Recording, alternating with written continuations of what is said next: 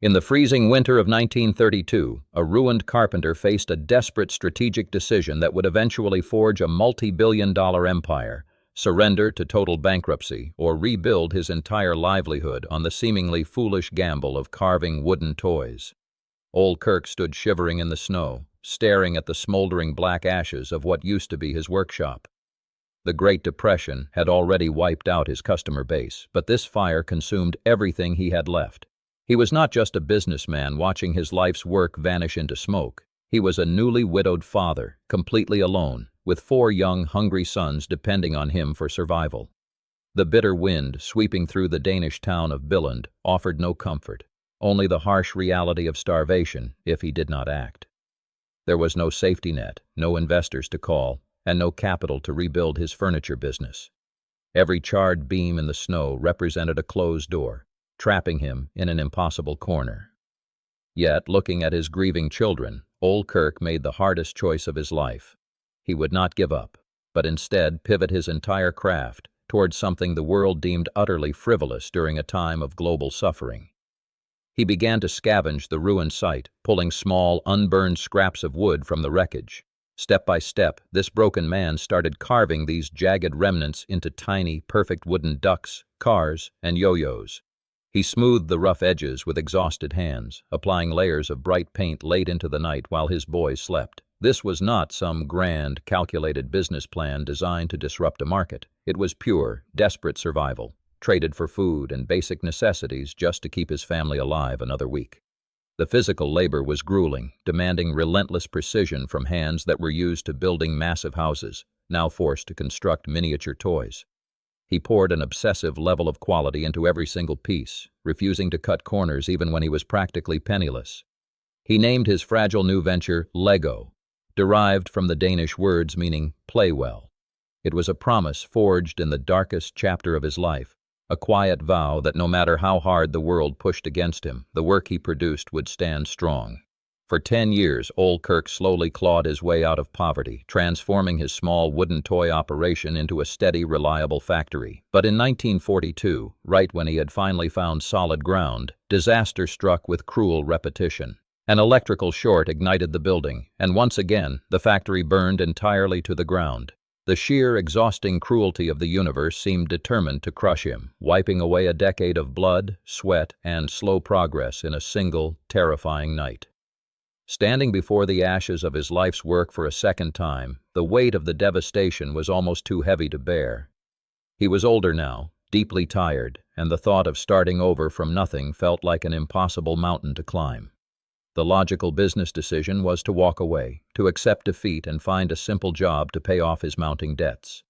But looking at the faces of his workers and his sons who had helped him build the factory, old Kirk made the agonizing human choice to borrow heavily, risk everything he had left, and build the factory all over again. That fierce determination to rebuild soon pushed him toward a terrifying leap into the unknown. In 1947, old Kirk discovered a new, strange piece of technology from Britain, a heavy industrial machine that squirted melted plastic into precise metal molds. At the time, the toy industry viewed plastic as cheap, fragile trash, insisting that high-quality toys could only ever be made of wood. His advisors, his peers, and even his own sons warned him against it, terrified that abandoning their heritage of wooden craftsmanship would ruin the company. But old Kirk saw something entirely different in the smooth, uniform shapes the machine could produce. Driven by an unshakable gut instinct, he ignored the fierce opposition and spent a massive fortune, more than double the company's previous year's profits, just to buy one single plastic injection molding machine. It was an incredibly dangerous strategic gamble. He was betting the entire survival of his newly rebuilt factory on an unproven, widely despised material, stepping off a cliff into an entirely new era of manufacturing. That agonizing financial gamble brought the plastic machine to the factory floor, but the immediate results only deepened the family's fears. The very first plastic bricks they produced were a painful, frustrating failure. They were completely hollow underneath, meaning they only stacked loosely on top of one another with no actual grip. Picture the step-by-step heartbreak of a child carefully balancing brick upon brick, trying to build a tall, proud tower, only for a slight bump of the table to send the entire structure tipping over and shattering into pieces on the floor. It was a physical cruelty built right into the toy, punishing the child's imagination and proving all of old Kirk's critics right about the limitations of this strange new plastic material. Those early plastic bricks were a painful, hollow failure. Because they were completely empty underneath, they stacked loosely, resting on top of each other without any real connection. A child would spend hours carefully stacking a tall tower, holding their breath, only for a slight bump to send the entire structure tipping over and shattering across the floor.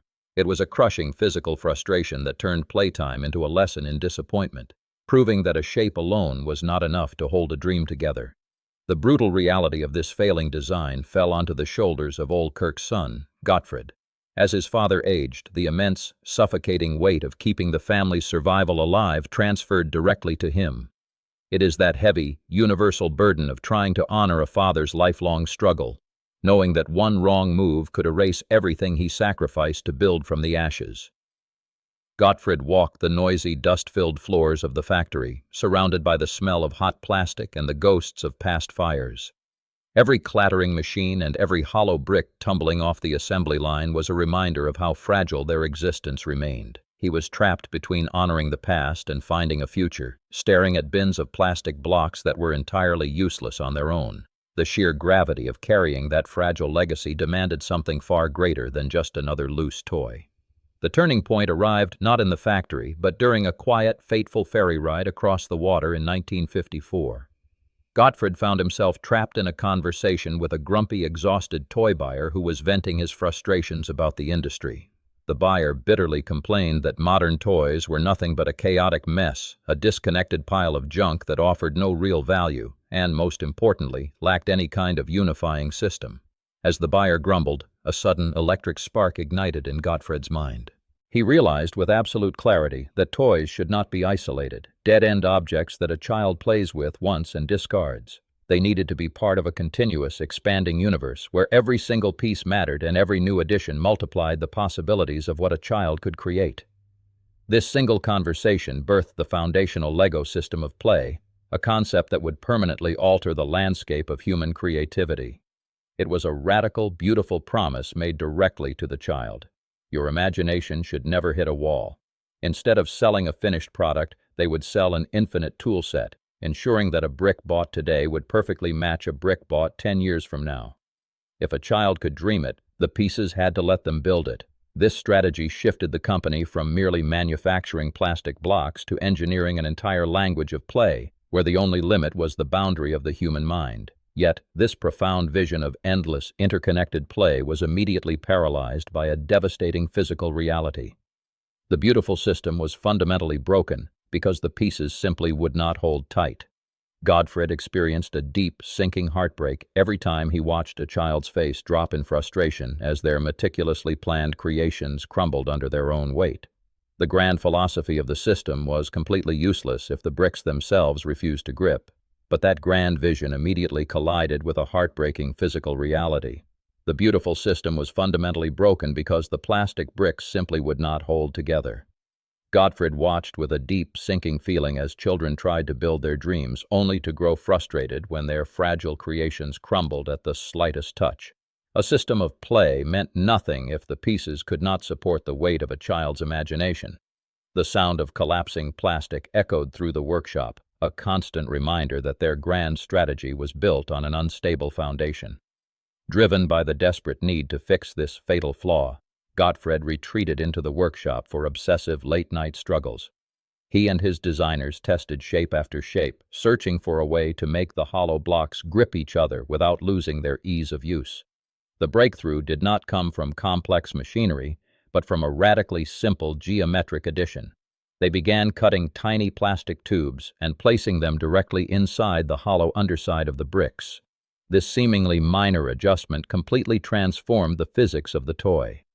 When a brick with these inner tubes was pressed on top of the existing studs, it created multiple points of friction against the inner walls. The studs were wedged perfectly between the outer casing and the inner tubes, locking the pieces together with a satisfying structural snap. It was a masterpiece of mechanical engineering hidden inside a child's plaything. The profound relief that washed over the team culminated on January 28, 1958. The day they officially patented this new interlocking design.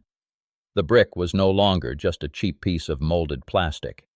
It was now a reliable structural bond that would not break under the pressure of play. They called this invisible force clutch power. It was the precise amount of friction required to hold the bricks firmly together, yet still allow a child's small hands to easily pull them apart. This mathematical sweet spot of clutch power was the definitive mechanical victory that finally made the entire system of play possible. With clutch power perfected, the company finally possessed a flawless product capable of limitless expansion. Yet this monumental triumph was immediately shadowed by a profound and tragic loss. Just months after the perfect brick was born and the patent was filed, Kirk Christiansen passed away. The father who had carved wooden ducks from scrap to feed his family, who had survived devastating fires and crushing debt, was gone. He never lived to see his desperate little workshop conquer the globe or witness the billions of interlocking bricks that would define generations. It leaves us to sit with a bittersweet mystery. As his life faded, did Kirk know in his heart that his relentless, stubborn faith in plastic had finally been justified? Godtfred was left to carry the immense weight of the company alone, and fate was not done testing the Christiansen family. In 1960, disaster struck with terrifying familiarity when the wooden toy warehouse burned to the ground yet again. Standing in the smoldering ashes of the very material that had built their legacy, Godtfred faced a massive, terrifying decision. Instead of pouring resources into rebuilding the wooden toys that started it all, he looked at the surviving plastic bricks and prepared to make the ultimate strategic gamble. In 1960, the nightmare returned to Billund when another massive fire ripped through the Lego warehouse, reducing their entire inventory of wooden toys to ash.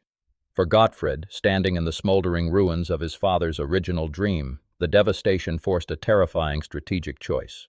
Instead of rebuilding the wooden ducks and pull toys that had kept his family alive for decades, he made the audacious decision to stop producing wood entirely. He bet the entire future of the company on the little plastic brick. That brutal inferno in 1960 was not just a tragedy, it was the crucible that forged a modern empire. By completely abandoning the safety net of traditional craftsmanship, Godtfred severed the final tie to the past, forcing his workforce to look only forward. It was a heartbreaking gamble that honored his father's relentless pursuit of perfection, turning a devastating loss into the ultimate unyielding commitment to their new system of play. This total commitment gave birth to the most beautiful, enduring truth of the Lego brand. Because of the exact standards set during those early, desperate years, a Lego brick manufactured in 1958 will perfectly interlock with a brick produced today. It is not merely a factory rule or a manufacturing coincidence. It is a sacred promise kept for over 6 decades. Every single element created since that patent was filed has been designed to honor the original system, ensuring that a child's creation from half a century ago can still be built upon by their grandchildren. The grip, the clutch power, and the dimensions remain absolutely sacred, creating a universal language of play that never expires. Maintaining that generational promise required an unprecedented level of precision in their molding machines, with tolerances engineered down to 0.002 of a millimeter. This strict, unbending standard became the strategic foundation that allowed Lego to grow rapidly without ever losing its soul. As the company expanded its universe, introducing rolling wheels, electric motors, and the iconic little figures, they enforced a rigid rule of universal compatibility. Every single new piece, no matter how complex or specialized, had to seamlessly connect with the basic bricks already sitting in millions of toy boxes around the world. The durable consequence of this extreme discipline was the creation of an entirely new category of consumer loyalty. By guaranteeing that no purchase would ever become obsolete, Lego transformed their product from a disposable toy into a lifelong appreciating asset of imagination. This strategic brilliance locked in a massive total addressable market, meaning the total revenue opportunity for their product that included not just children but every generation that followed. Parents were no longer buying isolated playthings. They were investing in a continuous, expanding ecosystem where the value of the first brick multiplied with every subsequent set they bought. Beyond the balance sheets and global expansion, the human aftermath of this system profoundly altered the way families interact.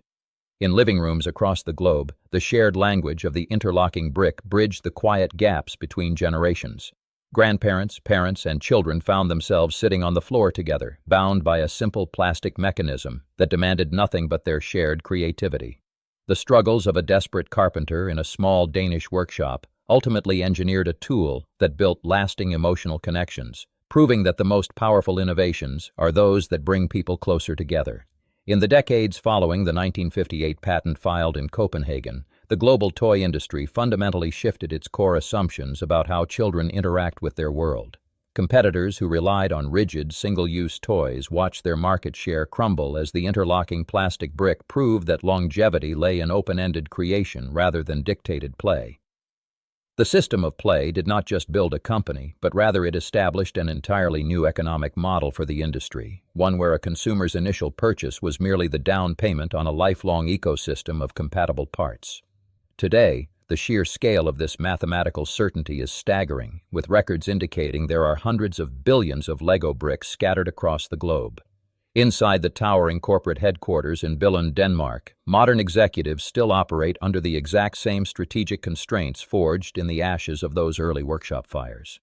Every new theme park, blockbuster movie, and digital video game ultimately serves a single, unchanging physical reality, ensuring that the plastic studs pressed today perfectly grip the hollow tubes molded over 60 years ago. It all comes back to a quiet wooden workbench where a grieving carpenter once carved simple ducks from scrap wood just to feed his children. The true legacy of Kirk Christiansen is not found in the sprawling automated factories or the massive global revenue, but in the quiet, decisive snap of two small pieces locking together in the hands of a child.